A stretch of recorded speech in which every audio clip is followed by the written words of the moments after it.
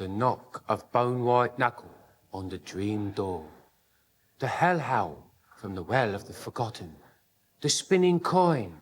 Head, tail, head, tail, head, tail. The sudden shout, the misremembered voice. We have returned. The dark years set ablaze with sound fire. The death pony tosses its bloody mane.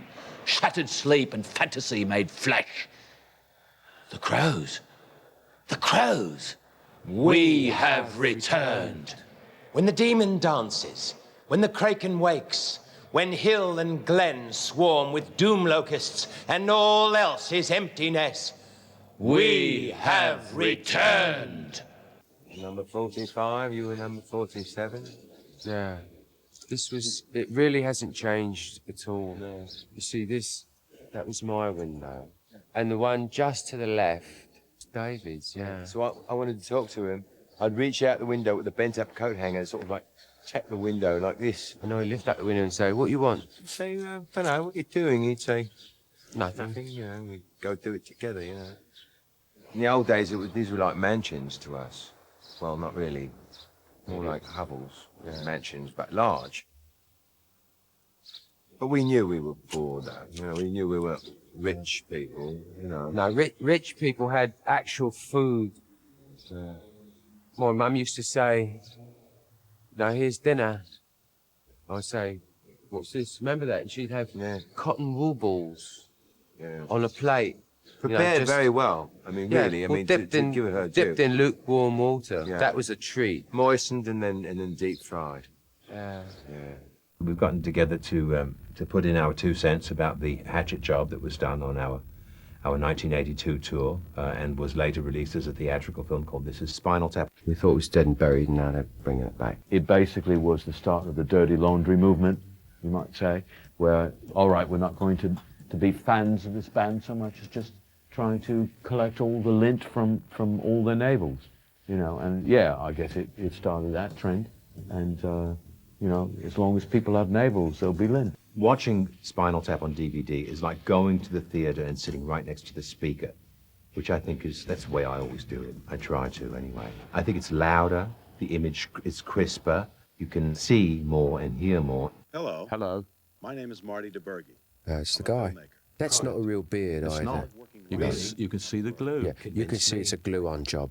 There's a soundtrack now that allows us, alongside the soundtrack of the film, to say, no, here's what really happened. So you get what's supposed to be his view of reality, and then you get our real reality, and you get to be the judge and the jury and the bailiff and the constable. When he was asking us these questions, do you remember, we didn't know what he was going to say. And he had notes. And he had notes, which we should have... It's cheating. That should have tipped us off. Yes, it should have. There's some additional footage that shows us really coping with some of the disasters and not just reeling from them. An additional 60 minutes of more twits. They should have called it More Twits. Can you make it to Johnny? There you go.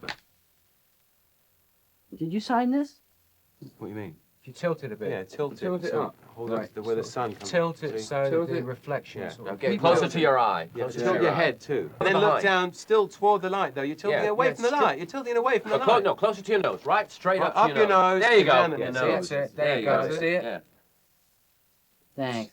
What we are is an onion of a band, and the DVD release allows you to peel more layers off the onion and see that there's a bigger onion underneath. I mean, usually when you peel the onion, it's a smaller onion. The secret with Tap is when you peel the onion, there's a bigger onion waiting for you. Hello. My name is Marty DiBergi. I'm a filmmaker. I wanted to capture the sights, the sounds, the smells of a hard-working rock band on the road. Marty DiBergi made a sincere hatchet job of our 1982 tour. Made us look like fools. It was a sincere attempt at a hatchet job. Yeah, and we're just here to set the record straight. And it succeeded, yes. Well, sure. I just try to portray them as real people, and I thought that showing the warts and all would kind of make them more human. I can't believe that, you're lumping Nigel in with You know, these people that you played with for a short period of time. Well, I'm sure I'd feel much worse if I weren't under such heavy sedation. He had a bone to pick and an agenda. In fact, it was his pick, agenda or bone. And he actually worked both of them for all they were worth. They made us look like stupid people. I didn't make up, an 18-inch Stonehenge. I didn't put that on the stage. It wasn't my fault that they couldn't get out of the pod or find the stage. This way? No, this way. This way. Straight rock and roll! There we go! Hello, Cleveland! Hello, Cleveland! Many nights, well, 2 or 3 anyway, nothing went wrong. We did reach the stage. Yeah. We've reached the stage dozens of times. Yeah, without loss. incident. Yes. Yeah. It's like the news.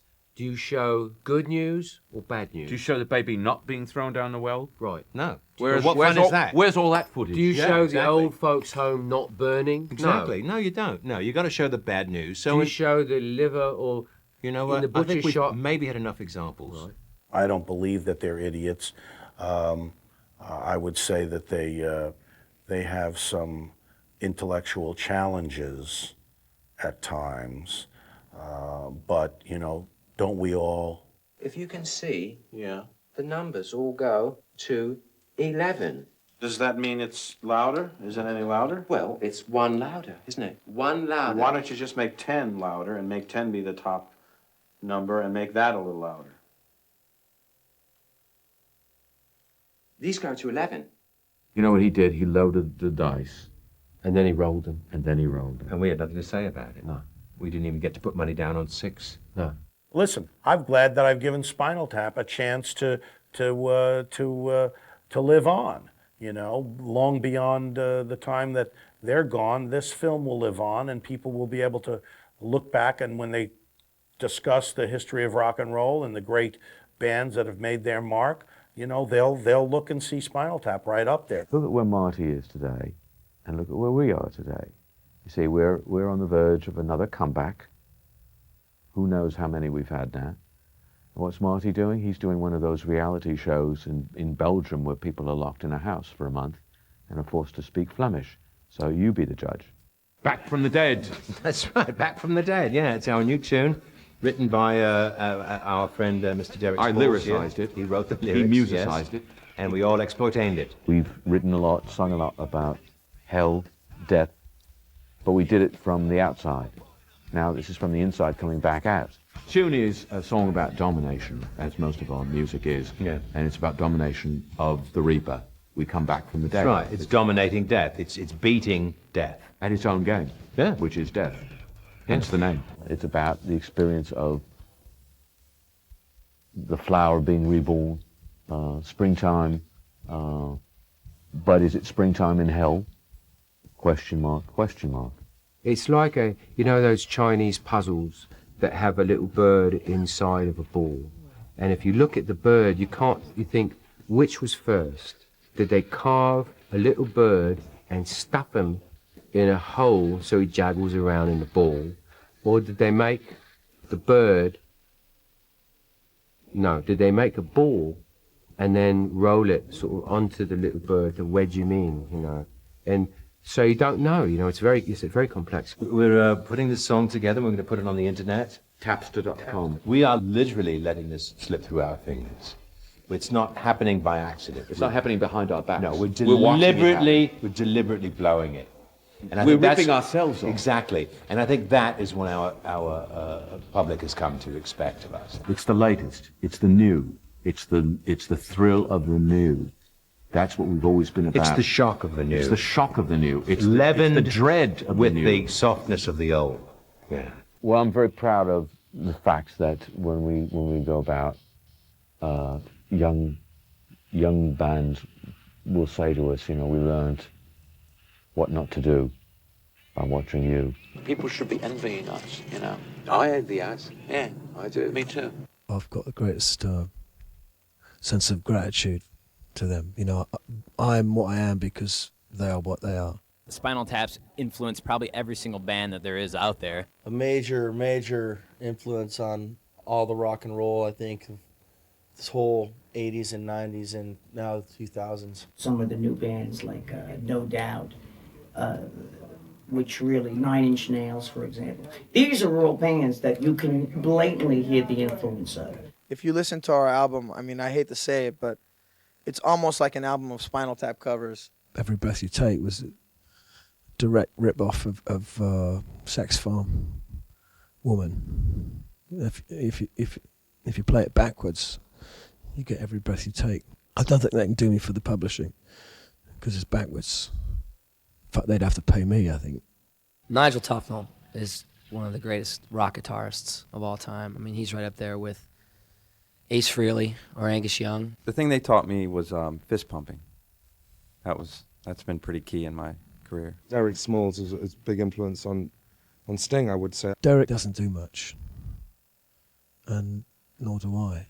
We called Marshall and asked them if they could pump ours to 11, and they said they couldn't, that it was reserved for Nigel. Most blokes are going to be playing at 10. You're on 10 here, all the way up, all the way up, Yeah. all the way up. You're on 10 on your guitar. Where can you go from there?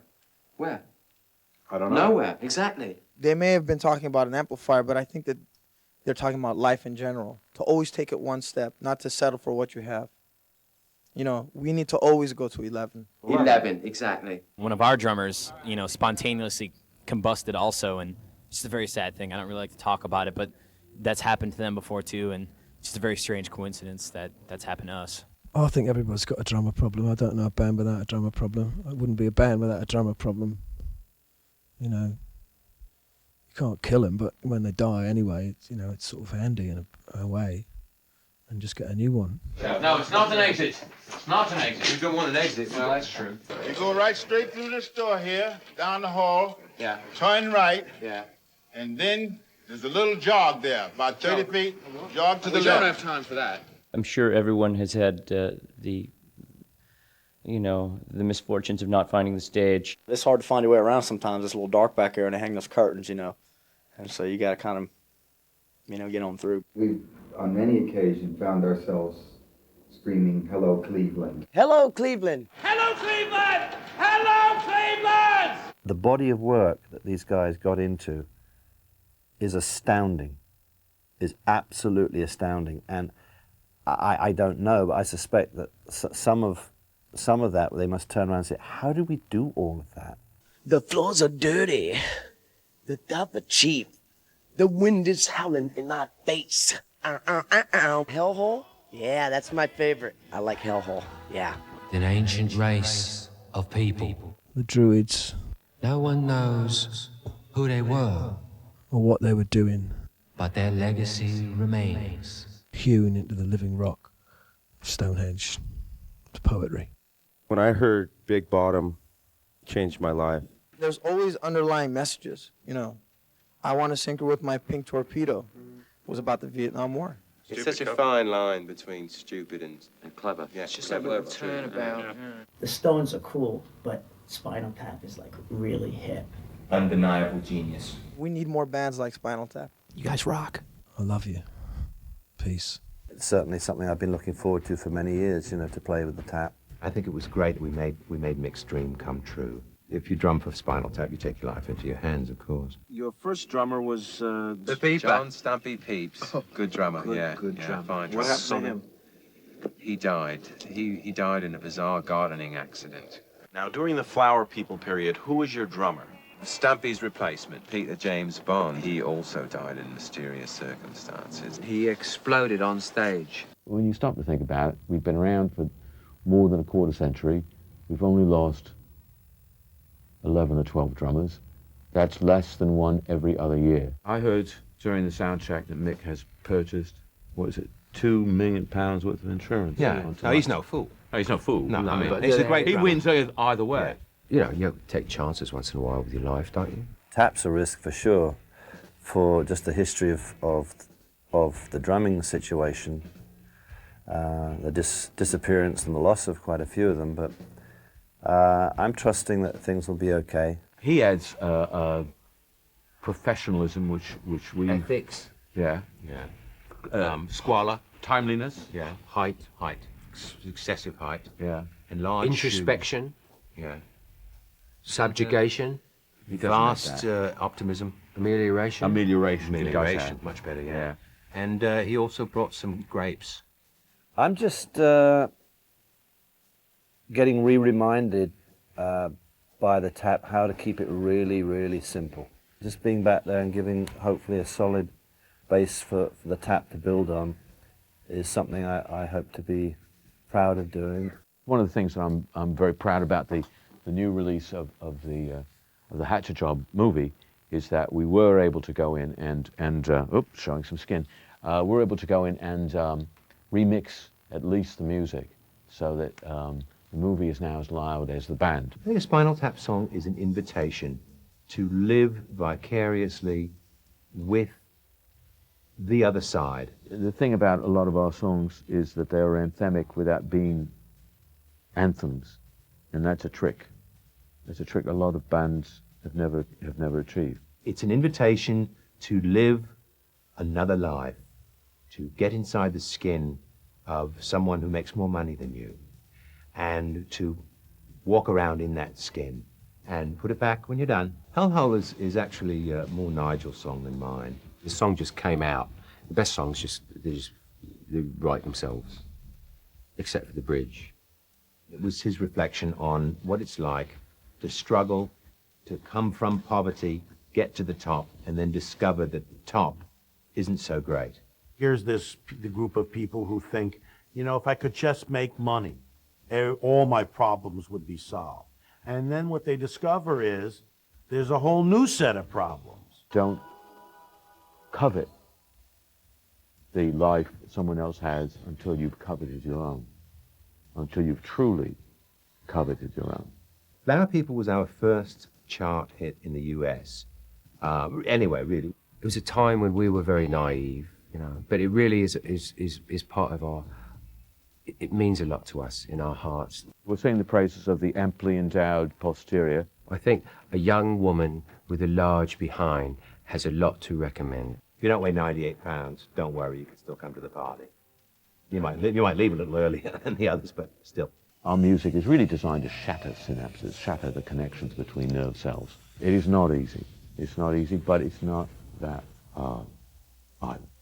I know this looks a little bit odd, but this is not my regular office. This is just a temporary situation. I'm waiting for an office to open up in the building, and I'm like very high up on the waiting list. And actually, as a matter of fact, I'm waiting for a call right now to see if the office is available. But actually, this isn't so bad. I mean, it's kind of convenient. You know, I got the phones here, and of course, you know, easy access to the men's room here. And you know, if I want to drink a water, all I got to do is get up and walk a couple of steps, and I've got my water. So, you know, I don't know. Maybe if the office opens up, I may just say, you know, the hell with you. I'll just stay here. You know.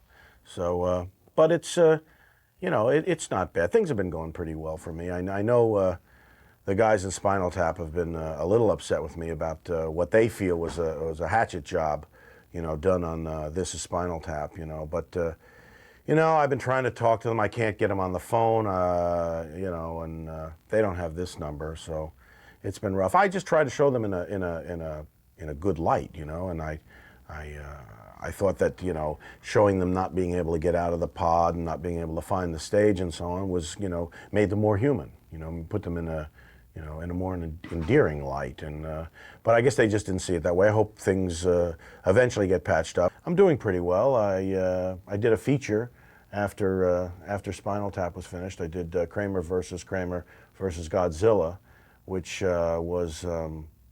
It didn't work as well as I thought it would. I thought the juxtapositions of the, you know, the Stummendrang of you know, which parent is going to get the child, you know, with Godzilla looming, you know, over all of them, you know, like maybe the Godzilla is going to get the child, you know, and that I thought would be interesting, but it turned out the audience didn't take to it as well as I thought they would.